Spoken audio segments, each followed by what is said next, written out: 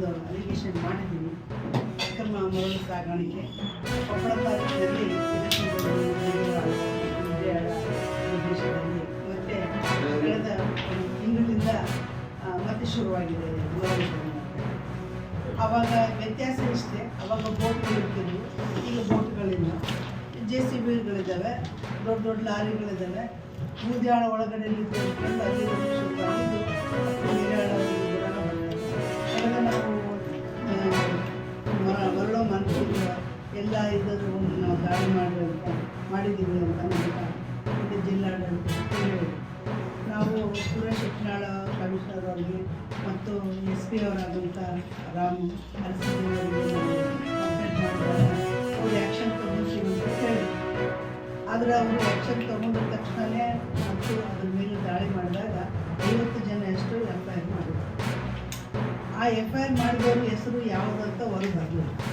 FIR ಮಾಡಿದ್ರು ಅದು ಒಂದು ಸ್ವಲ್ಪ ಅಷ್ಟೊಂದು ಫಿಟ್ಟಾಗಿ ಆಗಲಿಲ್ಲ.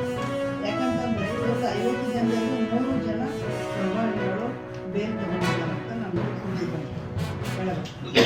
ತದನಂತರ ಇಲ್ಲಿವರೆಗೂ ನಾವು ಸರ್ಕಾರಕ್ಕೆ ತೆರಿಗೆ ಪಾವತಿ ಮಾಡ್ದೇ ಇಷ್ಟೊಂದು ಅಕ್ರಮವಾಗಿ ಮರಳು ನೀವು ದಂಧೆ ನಡೆಸ್ತಿದ್ದೀರ, ಸಮಂಜಸ ಅಲ್ಲ ಅಂತಂದೇಳಂದು ನಾವು ಕಡೆಯೋ ಲಾಸ್ಟ್ ಕೊಟ್ಟರು ಕೂಡ ಯಾವೊಬ್ಬ ಅಧಿಕಾರಿಗಳು ಅದ್ರ ಬಗ್ಗೆ ಸೀರಿಯಸ್ನೆಸ್ ತಗೊಳ್ಳೋದು.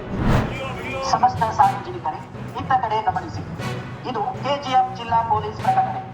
ಸಮಸ್ತ ವಾಹನ ಸವಾರರಿಗೆ ಈ ಮೂಲಕ ತಿಳಿಯಪಡಿಸುವುದೇನೆಂದರೆ, ಸಂಚಾರ ನಿಯಮಗಳನ್ನು ಕಡ್ಡಾಯವಾಗಿ ಪಾಲಿಸಿರಿ. ದ್ವಿಚಕ್ರ ವಾಹನದ ಚಾಲಕರು ಕಡ್ಡಾಯವಾಗಿ ಹೆಲ್ಮೆಟ್ ಧರಿಸಿರಬೇಕು. ವಾಹನದ ಪರವಾನಗಿಯನ್ನು ಕಡ್ಡಾಯವಾಗಿ ಹೊಂದಿರಲೇಬೇಕು. ವಾಹನಕ್ಕೆ ಕಡ್ಡಾಯವಾಗಿ ಇನ್ಶೂರೆನ್ಸ್ ಮಾಡಿಸಿ. ಬೈಕಿನಲ್ಲಿ ಟ್ರಿಪಲ್ ರೈಡಿಂಗ್ ಅಂದರೆ 3 ಜನರನ್ನು ಕೂರಿಸಿಕೊಂಡು ವಾಹನವನ್ನು ಚಲಾಯಿಸಬಾರದು. ವಾಹನ ಚಲಾಯಿಸುವಾಗ ಮೊಬೈಲ್ ಬಳಸಬೇಡಿ. ಕಾರು ಚಾಲಕರು ಕಡ್ಡಾಯವಾಗಿ ಸೀಟ್ ಬೆಲ್ಟ್ ಧರಿಸಿರಬೇಕು.